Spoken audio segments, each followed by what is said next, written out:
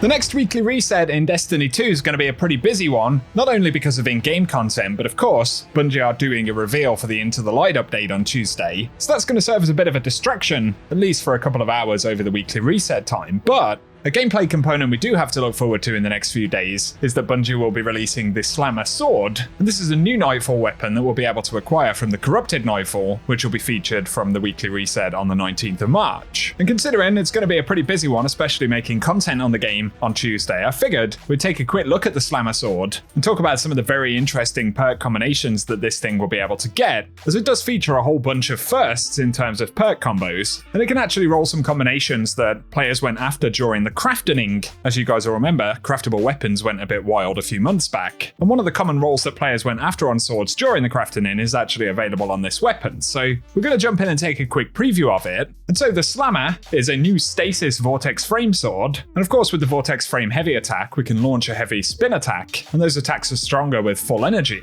And for blades, the Slammer can get Hungry Edge, Enduring Blade, Owned Edge, Jagged Edge, and Tempered Edge, but it's also able to roll Balanced Guard, Burst, Enduring, Heavy Guard, and Swordmaster's Guard. So that side of things is kind of predictable, but for the trait slots, it gets kind of interesting. And the first trait slot can potentially get Attrition Orbs, Relentless Strikes, Eager Edge, Pugilist, Chain Reaction, or Thresh. Then in the second trait slot, we're able to get Cold Steel, One for All, Collective Action, Permeability, Demolitionist, or Bait and Switch, and that's a first for swords, as Bait and Switch has only ever previously been featured on other weapon types. So obviously there are a bunch of fun combinations available on the weapon. It might even be basic stuff like Chain Reaction and Demolitionist. But in terms of the juicy and sort of unique elements of the weapon, firstly, Attrition Orbs and Cold Steel could be a pretty good combination, as Attrition Orbs has the potential to generate orbs on multiple hits with the heavy attack, so that could be quite strong. And of course Cold Steel allows powered sword hits to slow targets. But this one can also get Eager Edge, and this is something used quite a lot during the crafting to put the perk on various sword frames that couldn't traditionally get it. So it's going to be a good bonus, and it's one that we've rarely been able to get on the archetype before. But looking at combos like Eager Edge and Bait and Switch, obviously there's some great synergy there. Eager Edge may give it a sort of Worldline Zero style forward lunge, a baby Worldline Zero if you like, minus the teleport element, and then Bait and Switch will be able to do a bunch of damage, as of course dealing damage with all equipped weapons within a short time will give this weapon a damage boost. So there's lots of DPS potential on the weapon, whether it's for boss damage or indeed dealing with things like champions. So it's the first time Bait and Switch has been available on a sword, let alone the Eager Edge combo, and this may give things like the other half sword a bit of a run for its money potentially, the main difference being that the Slammer isn't craftable, so we will be missing out on enhanced traits. Although the fact that it can get Bait and Switch,